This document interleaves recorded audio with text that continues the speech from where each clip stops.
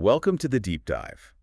We take source material you share, dive deep, and really pull out the crucial insights. Yeah, giving you that fast track to being well-informed, maybe with some surprising facts. And hopefully a few moments that just, click. So today we're digging into this really powerful, yet kind of surprisingly simple idea. Pulled from a classic text on, human relations and influence.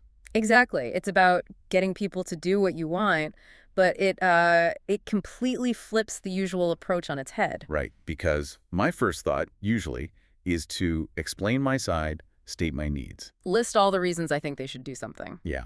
But this material says, well, that's pretty much the wrong way to go about it. Precisely. The core idea, the principle, is that effective influence isn't about your wants. Not at all. It's about understanding and tapping into what the other person wants. That's it. It feels weird, maybe counterintuitive, because we're so wired to think about ourselves. Makes sense, though. But the argument here is that focusing only on what they desire, that's the most direct path to getting them to act. And it clicks when you stop and think, doesn't it? Yeah. We're all, pretty interested in ourselves, our own stuff. Totally. So we're going to unpack this foundational principle, sometimes it's called, like a key to unlocking cooperation. We'll explore why it works and look at some really great examples from history, business, and just everyday life, stuff that really brings it home. Yeah. Okay, so let's dig into this core concept first. The source material uses a very, very relatable analogy. Fishing. Fishing, yeah. And I love this because it immediately shows the mistake we make with people. Yeah. When you go fishing, what do you put on the hook? Well, I mean, if you actually want to catch fish, right, you put on what the fish wants. You might love strawberries and cream for dessert. Sounds good now. Yeah. But the fish, they're probably more into worms or something wiggly. So you bait the hook with worms. Simple. Obvious. Utterly simple. And yet, when we turn to trying to catch or, influence a person, we forget the worms. We totally do. We offer them our strawberries and cream. We talk about what we want, what our problems are, why we need them to do something. And the fish, the person, just swims away. Because, look, just as you are eternally interested in what you want. Yeah, everyone else is too. Everyone else is eternally interested in what they want. That's just, human nature. So the big takeaway here, presented as a fundamental principle in this stuff. Principle 3, sometimes. Yeah. That's how it's often ladled. It's that the only way on earth to influence other people is to talk about what they want. And show them how to get it. That's the key. Show them how they can get what they want by doing what you're suggesting. Cuts right to the chase, doesn't it? It really does. And Harry A. Overstreet is quoted in the source, basically backing this up. He says, action springs from our fundamental desires. Okay. So his advice, if you want to persuade someone, direct. First, arouse in the other person an eager want. An eager want. I like that phrase. Yeah. It implies something strong, internal. Yeah, not just a mild preference, a real drive, and the payoff for being able to do this. The source says, he who can do this has the whole world with him. He who cannot walk's a lonely way. Pretty stark. That's definitely compelling motivation to get the hang of this skill. It really is. And you look at history, you see people who just intuitively got this. Lloyd George. British Prime Minister, World War I. Yeah, incredibly successful. Stayed in power longer than many others expected. His secret, when asked... Let me guess. Something about fish. Pretty much. He said he learned it was necessary to bait the hook to suit the fish. Simple as that. Wow. Applied basic fishing sense to, high-stakes politics. Exactly. Or think about Andrew Carnegie. Rags to riches guy, built this huge fortune. Very little formal schooling. Right. But he grasped this idea really early on. There's this great story in the source about his nephews at Yale. Ah, yes. The nephews who wouldn't write home. Classic. Totally. Carnegie's sister-in-law was worried, sent letters, got nothing back. So Carnegie bets he can get a reply, by return mail. Without even asking them to write. How? Seems impossible, yeah. He writes them this chatty letter, just general stuff. But then, in a postscript, sort of casual, he mentions he's sending each of them a $5 bill. Uh-huh. But... Crucially. He didn't enclose the money. He just dangled the bait, the worms. Exactly. Didn't say, write your mother, she's worried. He appealed directly to something they definitely wanted. That $5. And the result? Predictable, I guess. Oh, replies came back instantly. Dear Uncle Andrew, thanks for the letter. And then, well, here's the money, Uncle Andrew. You got it. He got his goal by focusing entirely on their desire, not his request or his sister-in-law's feelings. Okay, that really hammers it home. Everyone's driven by their own wants, but what about things that seem unselfish? Yeah, the material tackles that. It suggests that every single act anyone has ever performed since birth. Whoa, hold on. Every act? That sounds a bit extreme. What about, like, giving a big donation to charity, to the Red Cross or something? That feels purely altruistic. And it can feel that way, absolutely. But if we drill down, according to this principle, even that comes from an internal want. How so? Well, maybe you wanted the feeling of lending a helping hand, that good, warm feeling, or the sense of doing something, noble or right. Or maybe avoiding feeling guilty if you didn't give, or helping out a customer who asked. Could be any of those. The point is, the motivation, the driving force, still stems from fulfilling some internal state or desire, even if that desire is for others' well-being or living up to your own values. So you wanted that positive feeling, or to avoid the negative one, more than you wanted to keep the money itself. That's the perspective here. The desire to achieve that internal state is the eager want driving the action. It's not necessarily selfish in a bad way, but it is self-motivated at its root. Okay, that's a powerful reframing. So if this is so universal, applying it with family, with kids, that must be key. How does the source say to use this there? Oh, kids are perfect for this. Because trying to get a kid to do something by telling them what you want. Clean your room because I said so. Right. Or don't smoke because I worry. It usually just hits a wall, doesn't it? Been there. Doesn't work. Confirmed. Because you're focused on your wants, your worries, the principle says. Shift to their wants. Okay, so with smoking, instead of my health fears. Talk about how it could mess up their chances of making the basketball team or winning that race they care about. Connect it to their desire for, like, athletic success or looking good or fitting in. Showing them a consequence that impacts something they already value. That makes way more sense than just my abstract worries. Exactly. There's a classic story mentioned about Ralph Waldo Emerson. The writer. Yeah, him and his son trying to get a stubborn calf into the barn. Emerson pushed, the son pulled. Focusing entirely on their goal. Forget the calf inside. And the calf just dug in its heels, focused on its desires, stay put. Total stalemate. Yep. Then the Irish housemaid comes along. The source says she had wonderful calf sense. Calf sense. I love that. Right. She saw what the calf wanted. She put her finger in its mouth, let it suck that finger. Appealing to its instinct. And gently led it right into the barn. Goal achieved. By appealing to the calf's want. Calf sense. It's just empathy for the other creature's motivation, really. And then there's Stan Novak and his son, Tim. Tim was terrified, apparently, about starting kindergarten. Oh, yeah. Tough transition for some kids. Big time. Tim was resisting hard. Stan could have just forced him, right? Focused on his own need for Tim to go to school. Which probably would have made things worse. Tears, clinging. Exactly. But instead, Stan paused. He thought, okay, if I were Tim, what might I actually want about kindergarten? He put himself in his son's tiny shoes. He did. He and his wife brainstormed stuff Tim might find exciting. Finger painting, singing songs, new friends, playing with toys. They listed Tim's potential eager wants. Yes, and then this is key. They acted on it. They didn't just talk about finger painting. What'd they do?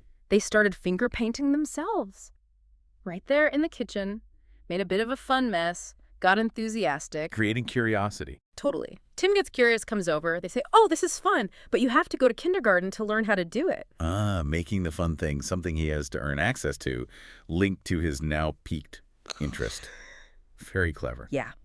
They kept talking with loads of enthusiasm only about the fun stuff Tim would get to do there. And the result. Next morning, Tim wakes up early, gets himself dressed, is waiting by the front door, worried he'd be late. No way. Yes. An eager want was totally aroused just by focusing on the benefits for Tim. Those are brilliant, brilliant examples for personal life. Does this stuff translate to the maybe colder world of business and negotiation? Absolutely. Maybe even more critical there. The source shares a story about someone renting a hotel ballroom for lectures. They'd already printed tickets. Yeah. And then, boom, the hotel manager triples the rent, just like that. Ouch. Okay, my gut reaction. Furious. Yeah. March in there, rant about how unfair this is to me, how much I'll lose, my plans are ruined. Which is exactly what the source says is the completely ineffective approach. Why?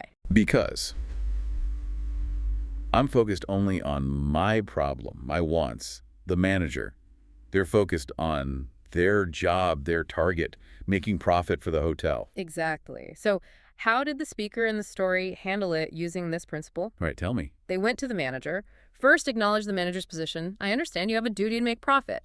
Then suggested they look at it together from the manager's perspective. Okay, disarming start. Then they took out a sheet of paper, listed the advantages and disadvantages for the manager if the rent increase stood. Advantages and disadvantages for the manager, not for the speaker. Got it. Correct. Advantages for the hotel, ballroom's free, maybe they can book a more profitable dance or convention. Disadvantages for the hotel, losing this repeat business, so losing guaranteed income and losing the free advertising among the, cultured folks the lectures attracted. So framing it entirely in terms of the hotel's bottom line and reputation, the manager's main concerns. Nailed it. Handed the list over, asked the manager to think about it, and crucially said nothing more about their own wants or problems. In the outcome. The rent was still increased, but only by 50%, not the original 300%. Wow, that's a huge difference. Achieved just by reframing it entirely from the other person's viewpoint. Yeah. Highlighting how the decision hit their wants and needs. It perfectly illustrates that Henry Ford, quote, the source uses. Well, which one was that? If there is any one secret of success, it lies in the ability to get the other person's point of view and see things from that person's angle as well as from your own. Such a simple idea. Yeah. But the source claims, 90% of people ignore it 90% of the time? Something like that, yeah. And you really see the consequences in bad communication. Yeah. Like poorly written letters. Oh, boy. Oh, yeah, the source had some examples, right? An ad agency writing to a radio station manager. How did that one start? It starts, and I quote roughly, the blah blah company desires to retain its position in advertising agency leadership. Oh, wow. I can just picture the busy station manager rolling their eyes, thinking, who the heck cares what your company desires? I've got 50 bigger problems right now. The source totally knows that internal reaction. Then it boasts about their accounts being the bulwark and how great they are. So what? Bulwark. I'm interested in my station's ratings, my revenue. We desire to service our accounts. You desire. What about what I desire, you numbskull? It's almost funny how self-absorbed it is. Yeah, it gets worse, right? It demands to be put on a preferred list. No, please. No, please. And demands prompt acknowledgement of what's obviously just a generic form letter sent to everyone. It's like it's designed to annoy the recipient. Total violation of the principle. All about the sender's wants, their importance, making demands.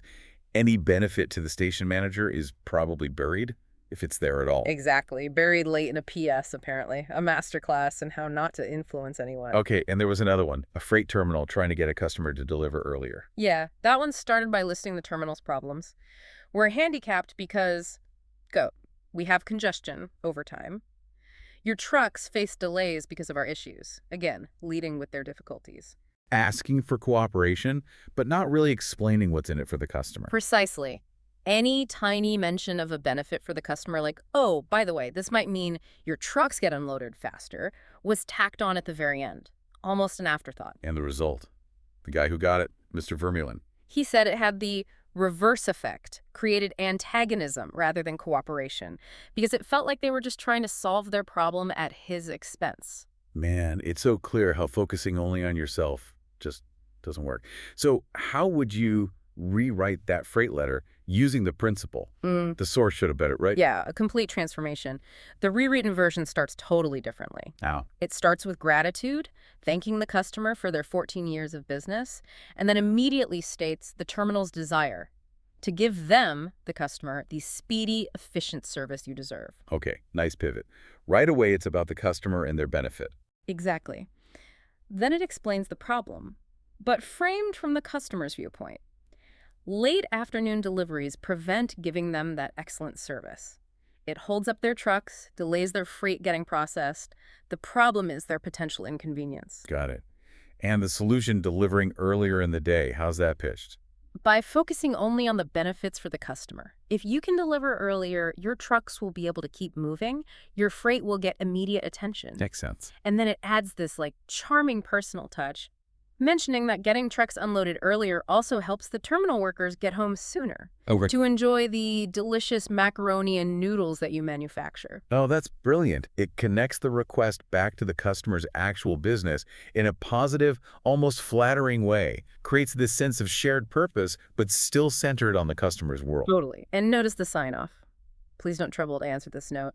Again, reinforcing the focus is on the customer's convenience, not making demands on their time. It's just worlds apart from that first letter. Yeah, no kidding. This approach must be super effective in things like job hunting or sales. Absolutely. Take the story of Barbara Anderson. Moving to Phoenix, needed a job for her son's health reasons. Big personal need. Right. Most people would write cover letters saying, I need a job because. Exactly, focusing on her need. But she didn't. She researched banks in Phoenix and wrote letters focusing entirely on their needs. Okay, how did she phrase that? She highlighted her 10 years of bank experience as something valuable to them specifically for a rapidly growing bank like yours. Word. She listed skills relevant to their likely challenges and opportunities, and she explicitly stated things like, I'm sure I can contribute to your growth and profit, and asked for a chance to show you how I can help your bank meet its goals. Wow. Every single phrase is about the bank, their growth, their needs, how she helps them. It's not about her situation at all. Not directly, no. She focused 100% on satisfying their eager want for good, experienced people who could help them succeed. And the result? Let me guess it worked. Like gangbusters. She sent 12 letters, got 11 interviews, multiple job offers. She got what she wanted, all right, but by focusing relentlessly on helping the banks get what they wanted. That's incredible. And the struggling salesperson. Yeah. The source says they often fail because they just think about what they want. Which is usually making the sale, getting the commission. Right. But customers, they don't really care about this salesperson's commission. Not one bit. Customers care about solving their problems, fulfilling their needs or desires. The salesperson who gets that, who figures out the customer's problem or want, and then clearly shows how their product or service is the solution. They don't really have to sell in the pushy sense, do they? Exactly. The customer wants to buy because you're helping them get something they already desire. You've aroused that eager want. Like that contrast in the source between the two insurance guys, Carl and John. Perfect example. Carl just sort of vaguely mentioned a new policy. No excitement, no clear benefit explained for the customer. He was probably just going through the motions, thinking about his own quota, maybe. Just talking at them. And John. John was different. He came in excited, presented the policy as great news for you fellows, right away, framing it as a benefit to them. Okay. He focused on the coverage facts that mattered to them, and he created urgency by saying he needed the applications quickly so he could have more information to work with, subtly framing his need for action as part of serving their process better. So his energy was about the benefit they'd get, and his actions were positioned as helping them? Precisely. His focus on their wants, their needs, his enthusiasm for them, it created that eager want. He didn't just sell them policies then. They bought more later. They doubled their coverage later. Carl, focused on himself, got nothing. John, focused on them, got the sale and repeat business. It really seems like genuinely trying to understand and serve the other person's wants isn't just like a nice thing to do. It's a massive advantage. Huge. Owen D. Young is quoted saying something like, people who can actually put themselves in others' places truly understand how they think. They don't need to worry about their future. Because so few people actually do it. That's the implication. There's surprisingly little competition for people who are willing to make that effort to see things from the other side and connect with their desires. And this all ties back to that idea about self-expression being a core human need. It does, yeah. William Winter's remark. By focusing on what someone else wants, you're essentially acknowledging and engaging with their form of self-expression, their goals, needs, motivations. You're not trying to impose your will. No, you're trying to help them achieve their will, using your idea or product as the means. And that feels good to them. It meets their need for agency, for expression. Which explains why letting them feel like they cook and stir the idea themselves is so effective. If you present your idea by showing how it helps them get something they already want, they're way more likely to grab onto it, feel ownership, and run with it enthusiastically. Like those kids wanting to act grown up to get something they desire. So let's be clear. This isn't about manipulation, right? It's not about tricking people for purely selfish gain. No, not when done right. Think about the examples. The hotel negotiation, both sides gave a little, found a workable solution. The improved letters, the terminal got earlier deliveries, the customer got better service, Barbara Anderson got a job, the bank got a great employee, the Shell station manager cleaned up because they saw the benefit of attracting customers. They were win-win, or at least mutually beneficial outcomes. Exactly. The initiator achieved their goal, yes, but by genuinely focusing on how it could also meet the other person's wants, or solve their problems. It's about finding that alignment, that mutual gain, which starts by understanding their perspective. Arouse in the other person an eager want. That core principle. He who can do this has the whole world with him. He who cannot walks a lonely way. Principle 3, as the source labels it. It really does challenge how we usually approach things. It forces a total shift in focus, doesn't it? Away from what do I want and towards, okay, what does this other person really want? And how does my request, my idea, my product connect with that? It takes empathy and creativity. And like Henry Ford said, that genuine effort to see things from their angle. It really does. It's not always easy. Which leaves us with a thought, maybe, for you listening. As you go about your day today, how often do you find yourself instinctively leading with what you want? In conversations, emails, requests? And what might happen if, just in one interaction tomorrow with a colleague, your partner, your kids, anyone you deliberately paused, if you consciously tried to figure out what the other person wants in that situation and framed whatever you need to say entirely around their desires? What eager wants are maybe sitting right there under the surface in the people around you? Wants that are just waiting for someone to notice them, to connect with them. Thinking this way, trying this approach, you could really change how you influence and interact. Less pushing, more aligning, something to chew on. Definitely. Keep exploring, keep asking those questions, and see what happens when you try baiting the hook to suit the fish.